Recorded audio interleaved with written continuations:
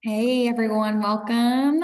So glad you're here tonight for this month's Parenting Pit Stops Mental Health Series via Region 9.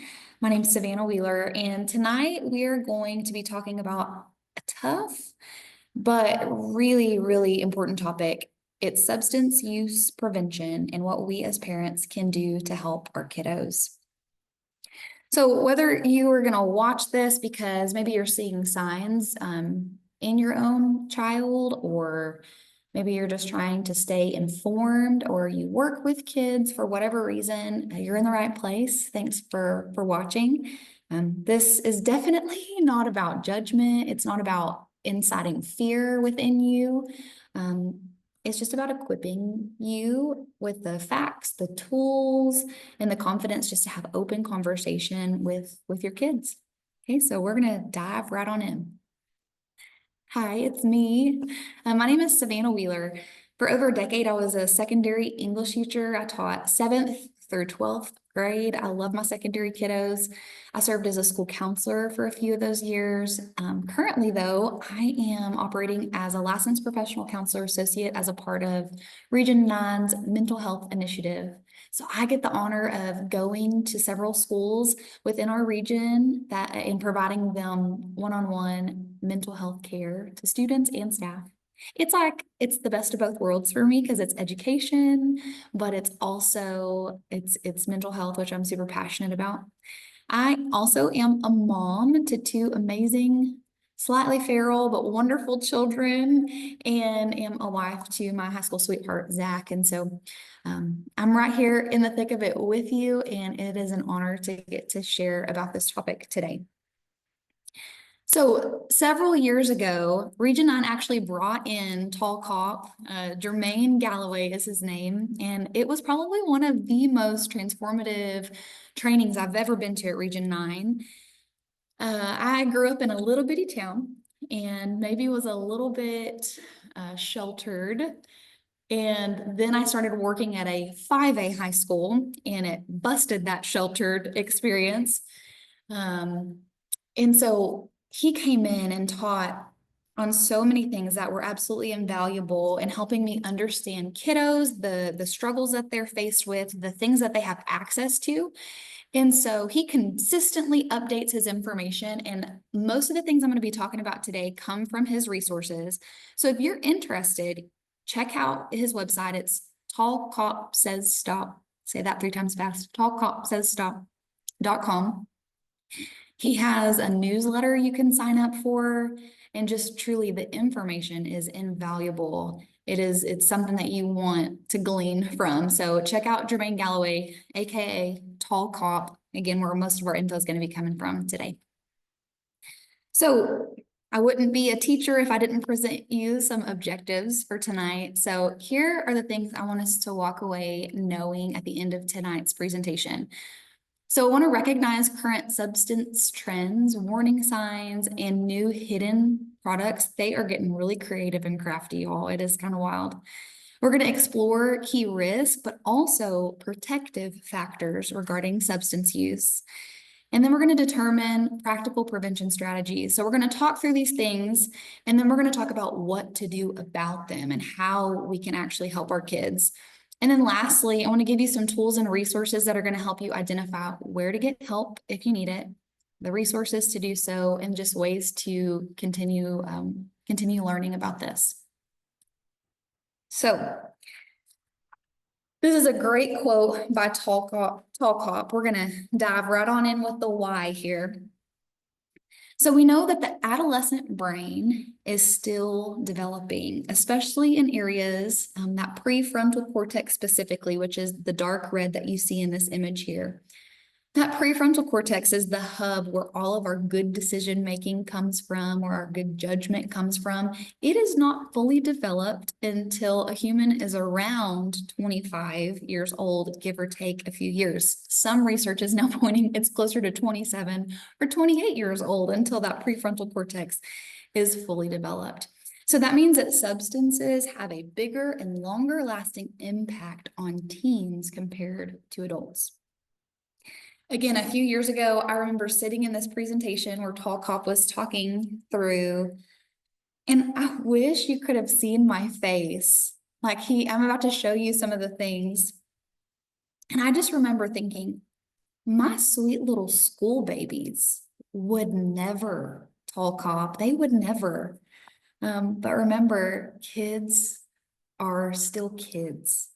Their brains are still developing. And that means that they're more vulnerable when it comes to taking the time to really process whether they want to try something or not, right? That peer desire to want to be liked by others, they're going to be more vulnerable and susceptible to trying things if they don't have those key protective factors that we're going to be talking about today. You see this quote on the slide, but one of my favorite reminders comes from Tall Cop. It says, you can't stop what you don't know. And I know sometimes you might think it's easier to just protect your kiddos and like an ostrich, bury your head in the sand. If I don't know, it's not there. But regarding this specific, substance use, you can't stop what you don't know. And if you want your kiddos to have a safe space to be able to divulge the things going on in their world, because unfortunately, it's not a matter of if they're going to be subject to this, not that they're going to do it, but the topic will come up. They're going to see it. They're going to hear about it. It's not a matter of if, it's a matter of when. And so you want to be informed as a parent and know how to help your kid when they are exposed to these things. So that's really the theme for tonight. You can't stop what you don't know, so let's gain knowledge and understanding. If you're feeling nervous at this point, it's okay. It's okay. Many parents definitely feel overwhelmed. It's like, how do we even keep up with all of the things and how clever kids can be at hiding things? Substances and slang, they change so fast. But tonight is all about clarity. It's not about fear. And I think you'll walk away feeling more confident by the end of this. So this is why prevention matters. Tall Cop says kiddos are using earlier, so prevention has to happen earlier. Kids are being exposed to more at an earlier age than ever before in history. And so as parents, guardians, caregivers, teachers, we've got to get ahead of it as much as we can. Substance use among youth, say that 3 times fast, it hasn't changed, right? Kiddos have always been kind of delving into things, but the landscape, I would say, has changed. The way that they are gaining access to different substances has changed. And so trends are moving younger and younger. Things are also becoming more and more disguised than ever before. So we want to get ahead of it. A really kind of shocking statistic that I read in preparation for tonight is that in our country specifically, 1 in 5 teens reports vaping regularly. 1 in 5, that's 20%.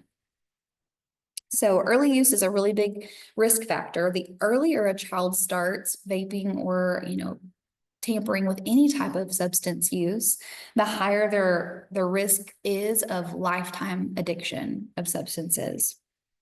And then 2, I think about, on the more extreme side, fentanyl. We used to think of like opioid addiction and fentanyl poisoning and all these things as like basically an adult issue, but we're hearing about that and seeing that now at younger ages. We're hearing about that happening in schools. And so, yeah, early conversations matter because the younger the initiation, the higher the risk for lifetime addiction. So we've got to get ahead of it as much as we can. I do want to say this though, before I dive into talking a little bit more about vapes. I thought this was really cool. Since the pandemic in the last 5 years, there has been a positive shift. So actually a downward trend, which is a positive thing, but a downward trend in substance use in teens, which I found to be really interesting. I think there are quite a few reasons for that. The COVID-19 pandemic limited access, which was a huge factor, but I think education is also contributing to that downward trend in substance use overall for teens. And we as parents and caregivers are that first line of defense. So yeah, what I want to dive into now is giving you some examples and showing you some pictures of what kiddos are accessing, what they're using. I had a really cool opportunity to talk with a high school principal this week and glean some wisdom from her and some things that she's seeing. And so, yeah, I wish I could see your faces too, because this is kind of how I was introduced to these things, but it's so important to know. So undoubtedly, the biggest things that teens are struggling with today is vaping. It's vaping. Vapes today look totally different than like the original e-cigarette, the bulky, e-cigarette that came out however many years ago. There are also disposable hit vapes. We're going to talk about dab pens here in a minute that literally are loaded with tens of thousands. I think Tall Cop talks about a 50,000 loaded dab pen or hit vape. And the crazy thing is they're distinguished, they're hidden as everyday items. So they might look like a USB drive. I have a picture on the next slide, a smartwatch, but it's actually, it can pop out and it's a vape. Several years ago when I was teaching, a kiddo had one that looked like a glue stick. So that was very creative, very unfortunate, right? But very creative. I mean, they are finding ways to hide these, as you can see in these images, like the highlighter. Had you not seen the bottom of that in the kiddos just using that in class, it would be very easy to go undetected. Even some clothing brands are designed with pockets to hide vapes, and our kiddos have access to this. On this next slide, you'll see this hoodie. Actually, the drawstring in the hoodie is the mouth to a vape, and the vape is hidden in the hoodie. And then there's the picture of the smartwatch I was talking about. So again, even some clothing brands have designs so that you can hide this material within it to go undetected.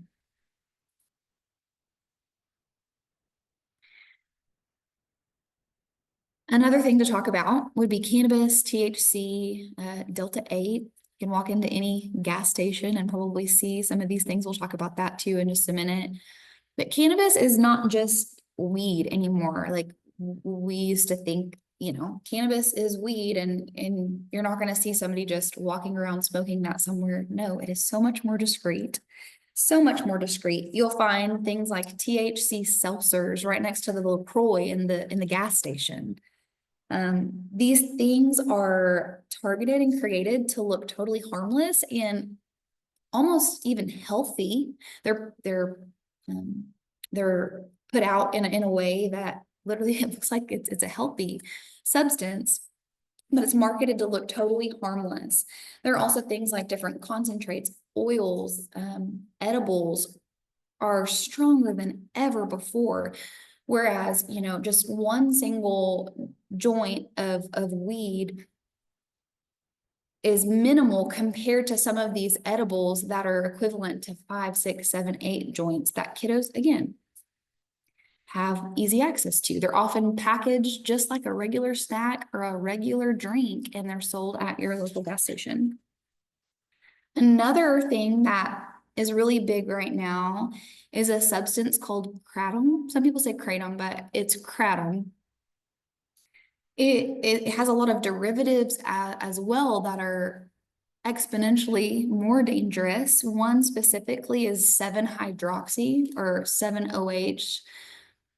It's a highly concentrated kratom, and it actually affects your brain as an opioid would, which is just wild to think that, again, these things are accessible via your local gas station, right? There is another substance called tianeptine. Really the nickname is gas station heroin. There was a huge trend going around where kiddos were buying that and were becoming severely addicted to it, so much so that they were having to go to rehab because they just were buying gas stations out of it and were craving it. Again, it acts like an opioid to the brain. The danger here is that a lot of these things are legal if you're 21 and older, which means that teens are going to find a way to get it. Just like alcohol, teens are going to find a way to get it. And the thing is, oftentimes, like you're seeing in these photos, it's next to the 5-hour energy, It's presented as natural, all natural or safe, when in reality, it's highly addictive and highly damaging to an adolescent developing brain. So again, I had a really awesome opportunity to sit down with a principal this week. Their time is so valuable, and ask some questions.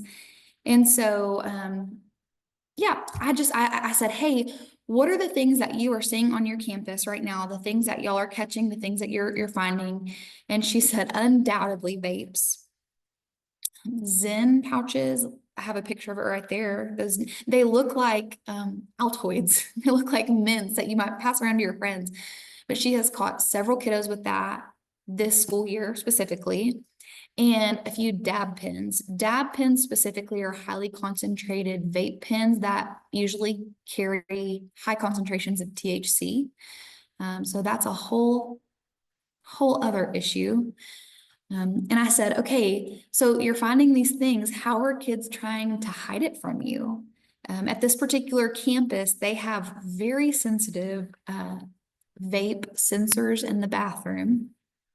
They made a great investment in that and have been able to kind of slow that epidemic there. But I said, how are kids hiding this? And she said, hoodies are number one, right? And as we enter the cold season, and there are those kids that wear hoodies all the time, no matter what. Just like those kids that always wear shorts, no matter what. We've got the hoodie kids, but as we're entering into the cold season, we're going to see an uptick in vaping, she said. And then she said specifically, boys have been hiding them in the band of their underwear because they're thinking as they're being searched, they're not going to be found in that area. So I was like, that's very crafty, very creative. So I just asked her, I said, okay, so what should parents know about substance use and prevention when it comes to their student? If you could give them some advice or give them something from the inside, from your perspective, what would you say? She said, she's a wonderful principal, and she always tries to get to the why of the child's behavior. And she said, every time I've caught a kiddo, she said they tell her it gives them a calming effect, a chill out effect. They do it almost habitually when they're anxious. They want to vape because it helps them to calm down. They do it because they're trying to escape the stress around them. And most of the time, not to step on toes here, but just for a moment of reflection, the kiddos that she's discussed this with say that often that stress can stem from their home life. And so I was just very thankful for that perspective from her because she's on the inside seeing this daily. So for you specifically as a parent, how can you become more aware and more privy to what's going on? What are the signs of substance use in your kiddo? Well, number one is going to be behavioral changes, right? And just because a child's behavior changes to some degree does not mean that they're utilizing substances, but it should raise your curiosity as a parent. If they are suddenly hanging out with a new group of friends, if they are withdrawing where they were normally incredibly outgoing, if they are more aggressive than normal or what's developmentally appropriate, because teenagers sometimes can be a little grumpy, but if they're overtly aggressive, and if there's been any obvious change to behavior, that should be a warning sign for us as parents to get curious about what's going on. Obviously, physical changes can be another determining factor, right? You might see a kiddo who's lost some weight, or they might be incredibly tired at inappropriate times or incredibly alert at inappropriate times. And then also some object clues, meaning maybe they have, a hoodie that's new that you've not seen before, that maybe they, constantly are digging at the sleeve or messing with the hoodie string, or maybe you see an item that just doesn't look like it belongs in what your child owns. It's always okay to ask. And again, I've said this twice now, but I could reiterate it 1,000 times. This is a sign for us to get curious about our kids' behavior and to talk about what's going on in their life, which leads us to some tools to actually be able to do that well. Kiddos can be challenging to have conversation with at times, but I want you to feel empowered walking away specifically from these next two slides with some applicable tools and strategies, some ways to open up the door of conversation so that the big things can be brought to you as a parent.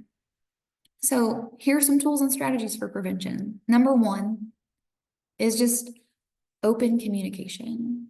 Open communication. You've got to create an environment where kids feel safe to bring you anything and everything. Prevention doesn't start with confrontation, it starts with connection. It starts with connection. Specifically, I want to say this. If you are wanting to talk with your kiddo about the big things, then you've got to carve out time in the everyday to talk about the little things. I have a toddler. I guess he's not so much a toddler anymore. He's a kid. He looks like a big kid. And he wants to tell me the most random things all the time. We're at that stage where we're talking nonstop and we're talking about a lot of random things. And it could be really easy for me to be like, okay, yep, okay, mama needs some quiet time, please. Thank you. Okay. But I want my child to be able to feel like they can bring anything to me. And that starts now, laying that foundation now. You might be thinking in this moment, you have a teenager and you're like, oh, I haven't done that. It's never too late to start. I want to just reiterate that to you. It's never too late to start. And I have a quick story to explain that. I was talking with a friend recently. She has a teenage daughter and she was like, we are so disconnected. I've been having a really hard time I want her to talk to me about things, but she doesn't. When I bring it up, she just kind of like shrugs it off.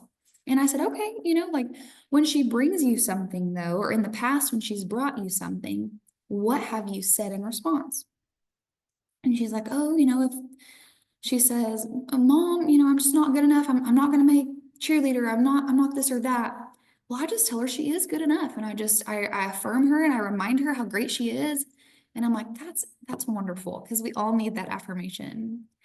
But have you ever tried just listening and, for example, saying, it must be really hard. It must be really stressful in this season for you. I'm sorry. Thanks for sharing that with me. And she was like, no, I haven't done that.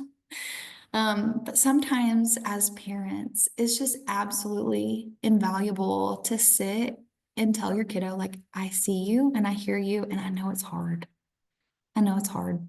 So opening up that communication, if you listen to the little things, the big things won't be so big for them to be able to tell you. When a kiddo comes home with some tea, some drama about what's going on at school, take the time to sit and listen, make some eye contact with them, and let them know that they're heard and loved and seen by you. Whenever your kiddos do bring big things to you, because you've done a beautiful job of cultivating that open communication environment, don't accuse, listen more than you speak, and again, stay curious. And this is another really cool thing, and this might be a little bit more applicable to parents of littles. And I say littles, small kiddos that still want to sit beside you and watch TV, whatever age that is.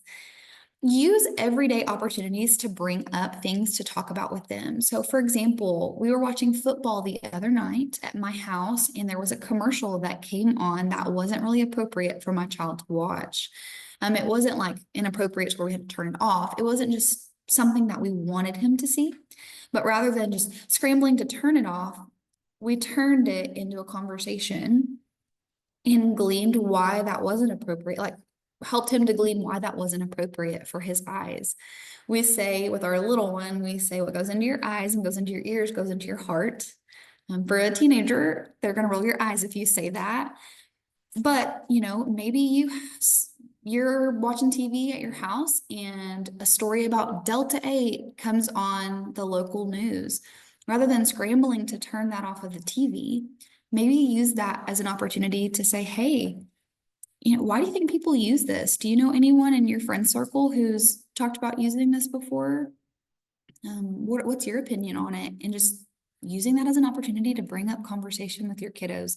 Again, it's really easy as a parent to want to shelter them from the world, but within reason and appropriateness, we can have good conversation that will strengthen them when they are exposed to this type of thing.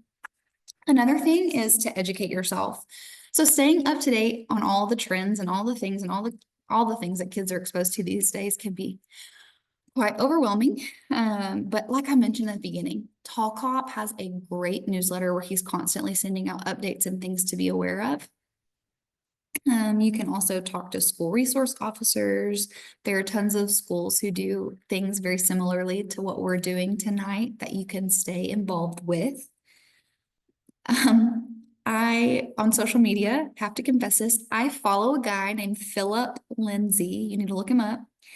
I work with lots of middle school and high school students, and I used to teach them, right? So I want to stay very up to date with their lingo, which, want to stay up to date with their lingo.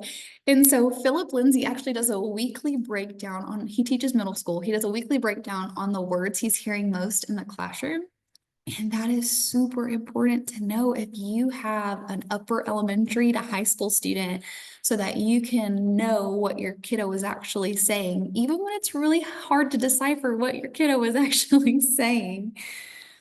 And then lastly, Tall Cop recommended this again at that training at Region 9 several years ago, but I recommend this to you all. Do a community scan in order to educate yourself. And what that means is walk through your local gas station or your local liquor store or a place that might sell these products and just look.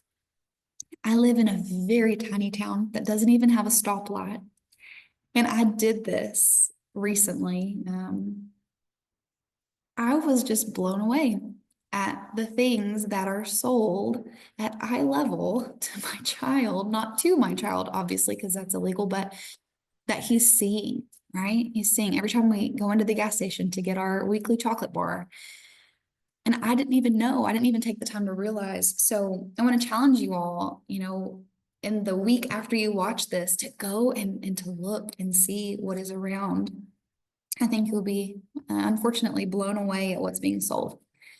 And then lastly on this slide, set clear rules and expectations for your family. Have you ever had the conversation about what to do when your child sees or hears about another kiddo utilizing substances, whether that be a vape or maybe they hear about, at a party, a kiddo did drugs, smoked weed, whatever. Have you had the conversation about what to do?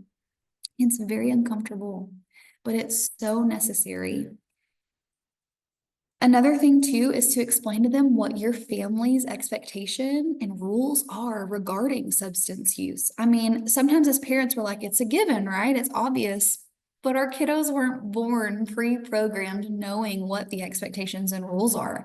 And so even if it feels obvious, take the time to state it blankly because kids are kids, right? Sometimes they need that overt, direct instruction. Teens actually want boundaries. They thrive in what I call rumble strips. They want that from you. And it also shows that you care about them. And regardless of the eye rolls or the response from them, they want that rumble strip from you. Tie consequences that you might give, hey, if you do this, the consequence needs to be tied to trust and safety, not to shame them, just as an added takeaway. A few more tools and strategies for prevention. Specifically, I think this one, I don't know, it might be the most important is protective factors and how to strengthen those. There are lots of ways to strengthen protective factors, but the number one protective factor is a healthy parent-child relationship. There's nothing that can replace that. Other things that are super beneficial though, helping kids to feel connected, whether that be via sports or band or some type of extracurricular activity. That could be volunteering somewhere, any type of club, maybe that's a faith-based organization. any type of tool that can connect kids to a purpose, a greater purpose, is a great protective factor. In addition, environmental controls. So again, this kind of goes back to the logistics, the basic things. So secure your medications. If your child takes a controlled substance, even if they're a teenager, being the one to give that to them, or having a very secure system and doling out that medication. Monitor the alcohol in your home if you do keep any of that, and just stay aware during unsupervised times. Because as much as we do love to trust our kiddos, and we know that we're working toward raising independent, strong young men and women, it is really important to just stay aware. Stay aware. And then lastly, for this slide, early intervention, right? If you're worried, act early. Stay curious, ask questions, talk to your kid, reach out to a trusted counselor or principal at your child's school. Try to get, I've said this several times, but you want to try to get ahead of it as much as you possibly can, So here are some other things, what you can do, some options for help if maybe you suspect that your child is struggling, okay? Start with trusted professionals. This would be principals, school counselors. If that feels too close, maybe your kiddo goes to a really small school, you could always talk with your child's pediatrician about your concerns. If it is something worth pursuing, maybe your child needs a formal assessment, and you could do that via a licensed counselor in your area. I'm going to give you my contact at the end of this, but if you ever need resources for a counselor in your area, there might even be one at your child's school that I could refer you to. We have a wonderful team of licensed professional counselors and licensed social workers at Region 9 as a part of our mental health initiative that maybe I could connect you with, or even just local resources. We could provide you some help with that. If you do find out that your child is struggling with substance abuse, there are treatment options, as well as considering family therapy or parent support groups. And then here I also have listed the substance abuse helpline number, or if it is a crisis, this is the same number for suicidal crisis. It would be 988 for any type of crisis support. And there's also a website here, findtreatment.gov, that could help you with other local programs if none of these resources work. So those are some practical things that you can do. There is help and people willing to help if you need it. This brings me to the part of tonight's presentation that I am the most excited about. Tonight, I have asked one of my former students to join me for an interview. She is taking away sweet and precious senior year time to come and talk with us tonight. Her name is Jade Taylor. I was her English teacher for several years. You can sit in, my lovely friend here. I thought it would be just incredibly valuable for parents and caregivers, teachers, any adults who work with students, to hear from an actual teen who is boots on the ground, living it out right now. Her perspective is just absolutely invaluable. She's a wonderful, wonderful kiddo, and she's even been asking her peers and things in preparation for tonight. So I'm going to ask her a couple of questions, and we're going to dive in and have some really good discussion to just further back up those things. Does it sound good? Jade, thanks for being here. I really appreciate you so much. Okay, so let's dive into our first question. What kinds of substances do you think are most common among kiddos your age? Most common would be nicotine, and then alcohol and nicotine are probably the top. Yeah. Most tobacco products as well. Weed's pretty prevalent. And then as well as, well, Zins, but they're just like in different things. So they're harder to catch Zins, I would say. Yeah, will you touch on that for a second? So Zin pouches. Zin pouches, so yeah. they go up in your upper like lip up here. So you can have them in school and no one will really notice. And so that's part of the thing, and they won't get, like vapes, they can get caught like on metal detectors and stuff. But Zens, they're harder to catch because you're not going to be looking for that. And then I think that's, Adderall, as well as Adderall. ADHD medicines are very common. Like even if you don't need them, people find a way to get them. Yeah. Just to get that, like, seeing. Yeah, absolutely. I think too, especially around like midterms, finals. Kiddos are seeking that out so that they can Mhm. focus and pass their classes and things like that. Especially sports players, they wanna like get ahead and make sure they're passing all their classes, Yeah. just so they can play. Yeah. Yeah, Do you find that they're taking that in conjunction with actually playing so that they can be focused, or is it more so you're seeing it in an academic sense, like in school? mostly I would say academically. I haven't really heard of taking it while playing. I gotcha. So that's a lot that kiddos are doing and Yeah. they're creative. Yeah. Have you ever heard of a kiddo maybe utilizing the hoodie or hiding it in any type of that? In our small school, no. Yeah, in a small. Bigger school. schools, yes, like in Yeah. Wichita, bigger schools, I've definitely heard of them. Yeah, absolutely. What do you think are the biggest factors that influence teens, whether they're gonna choose to use or avoid any type of substance, illegal substance? Anything that you just talked about or listed?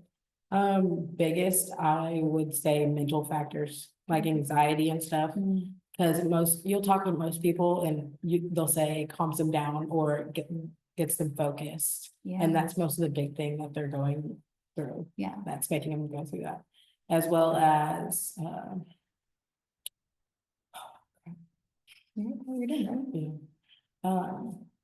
Can I ask you a question about mental Yes, factors? go ahead. Maybe it'll like jolt your Yes, memory. yes.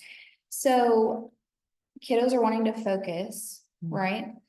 What about kids who are saying, no, I don't want that? Oh, Is yeah, there a peer there's peer pressure. That's what I Yeah, was gonna talk. perfect Yes. segue. Yes, peer pressure and popularity. Popularity is a big thing. Peer pressure and popularity, because you want to be in that. You want to Mhm. be around that. So you're gonna be driven to use those to be hanging around certain people. Yeah. But yeah, so popularity is a big thing with it, because you want to be with them. Yeah, you wanna belong, right? You want to Like, belong. You want to have someone. Yeah, It's really prevalent with people that don't feel like they belong. Mm. Because the mental factors with that, plus the peer pressure, it's a lot, and that's what they turn to. Yeah. Mostly, and but as well as peer pressure, but people just want to have fun. Sure. So they turn to those things. Okay. Just to try to have fun. What I'm hearing you say mostly from these things is that there is a high level of anxiety, Mhm. right? As a teenager today, you're faced with all kinds of pressures, and And so, instead of turning to a doctor to find some help with that, they turn to certain substances. And would you say that it's because that's easier to obtain, seemingly? I would say, yeah, Mm. because most of the time people don't want to talk about their feelings. Yeah. And so if they were to go get help, like most of the kids that turn to substances, they don't trust people. They don't like to tell people about their problems. So that's part of the issue, I feel like. Yeah, They don't feel like they can trust anybody. yeah. So that's a big So thing. it's a lack of healthy relationship, Mhm. a lack of healthy coping skills. And so in order to kind of calm that anxiety, that nervousness, in order to be accepted and feel like I belong, I'm gonna turn to this because it's easy, it's accessible, Mhm. it's a quick fix. Yeah. That's really insightful. So that leads me to this. So what can schools and communities do to better support students in making healthy choices, maybe seeking out somebody to talk to, rather than, turning to substance use instead? I would say talking about it more. I Yeah, feel like we do talk about it a lot, and it's very prevalent, like in the news and stuff, Yeah. about like kids dying from some stuff. But I feel like it doesn't reach. Mm. It doesn't reach, like they talk about it, but it doesn't, they're like, no, that would never happen to me, like stuff like that. That would never happen here. But you get all these reports of happening in Wichita and surrounding areas that like this stuff is happening, but they just don't care because it's not reaching them. So I think talking about it more could probably, because I feel like we're doing a lot to try to prevent it, but none of it's working. So going off script here. Do you know why? Why do you think? So it's not, there are so many There's so much programs. that like driving them to use this, Yeah. like, they're like, well, it's not worth it to just quit now. Yeah. Like, what am I gonna do? Like that. Yeah. So, okay, with that being said, what can parents do to help? Because I feel like, closeness with one's parent is probably one of the most important relationships. Coming from someone who does have a good relationship Yeah. with your parents. Maybe what do they do to help you, or what can parents do to help open up that conversation to where their kiddo can get healthy help? Not shut them down. Yeah. Cause like when you start that conversation, there's like, no, that's bad, like, don't do that. Instead of doing that, you gotta talk to them about it, but Mhm. not, yes, listen, but ask them questions about them, like to them. Like listen to them, but also ask them about it, what they feel about it Yeah, and their point of view of it. yeah, And that could really be beneficial. But yeah, just not immediately going to, uh, like just shutting them down. shutting them down, but also like punishment. Oh. Like not immediately punishing them, or if they catch their kid doing it, like ask them why. Yeah, Ask them why they're doing that and what's driving them. yeah. Not just immediately punishing them and taking it Yeah. away and stuff like that. Just Yeah. ask them why.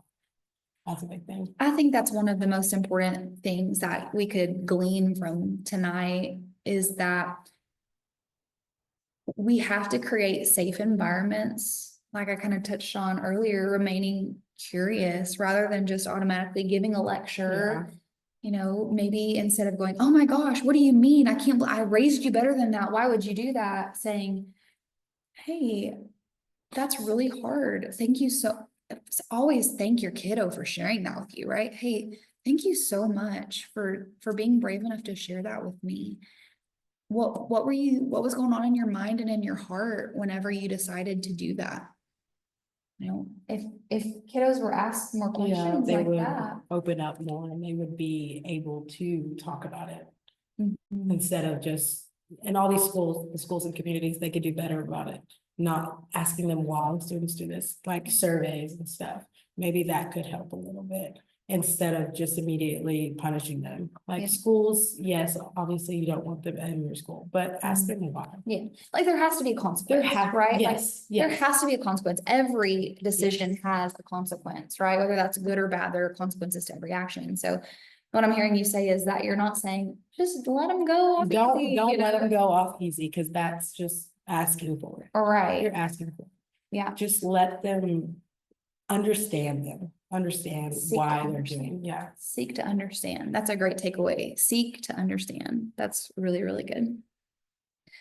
Jade, is there anything else that, in your conversation with your peers that came up that maybe you want to share? If you could give a parent watching a takeaway, I think what you just said was really beautiful, but is there anything else that comes to mind that you'd want them to know? Just don't shut them down. Don't immediately shut them down. Don't tell them, no, you can't do that. No, that's not good for you. Just talk to them about it. Talk to them. Cause they're in their face all the time. Your kid might go to a small school or a big school. Big school's probably more prevalent. It's probably what is around them. So it's gonna happen. And not just with substances, but with other things too. So you just talk to them about it, ask them questions, and if they come to ask you questions, don't immediately shut them down. Yeah, that's so good. That's such a good takeaway from today. Such a good takeaway. So I'm putting you on the spot here, but I think this could be good. So, I want to be the teenager and I want you to be the parent here and say that you just caught me with a vape, right? Or maybe the principal caught me and you got the phone call and here I am, it's at the dinner table. How would you start that conversation? How would you address me? Really put me on the spot here. I'm putting you on the spot here, but I know you can Really? handle it because you're amazing. So like, I'm full of shame. I'm so upset. But why? Why? Yeah. Have I not talked to you enough about it? Yeah. What do you need from me? What do you need from me? Oh, that's beautiful. What do you need from me? What do you need from me? Yeah, that's a big Yeah. thing. That's huge. That is huge. Yeah. I think about a lot of conversations where asked Yeah, that, you have, it could've that's a been- big it'd thing. been a lot different. That's a big thing with you as a teacher too. You would be like, what do you need? What do you need? Yeah. Yeah, I do need to get better. So thank you. Putting that in my parenting pocket right now. That is beautiful. Well, I can't thank you enough. Like how amazing, just hearing this, as a parent, just to hear from a teen who's literally living it day in and day out. And she's an awesome kid, y'all. She's an awesome kid. I would love for my kid to be half the kid she is. It's good to hear. So thank you Thank you. so much. A couple ending things for today. I would ask questions, but if you do have questions, I'll tell you how you can ask me questions. But as a final takeaway, a parent's just willingness to stay ahead of things, right? Their relationship with their kiddos, just like Jade talked about tonight, a willingness to stay curious about behavior and a willingness to learn. Hop on that TikTok, and then what is your kid watching, right? What are they being exposed to? What are they learning? Follow Philip Lindsay. You'll learn all the lingo. A parent's willingness to learn, they are among the most important, valuable. They are the strongest protective factors to help your kiddo get the help that they need and to be able to have the strength to say no when it comes knocking, because it will. So overall, if you have any questions about tonight, anything that has been discussed, if you need any resources, whether that be mental health resources, resources to help you understand your child more, resources to help with any type of substance use, abuse, addiction, here is my email address. Feel free to contact me. If I don't know the answer, I promise you I know someone who does, because I work with the most incredible team I think that exists in the whole wide world. And that's not dramatic. I mean it. I work with wonderful people. And so really, if you have any questions after watching, I'd love to help you in any way. And other than that, thank you so much for joining tonight's Parenting Pit Stops. Thank you so much, Savannah. And like I said, this will be recorded and we're going to put it on the website. So I will stop recording now, but thank you. And you did a fabulous job.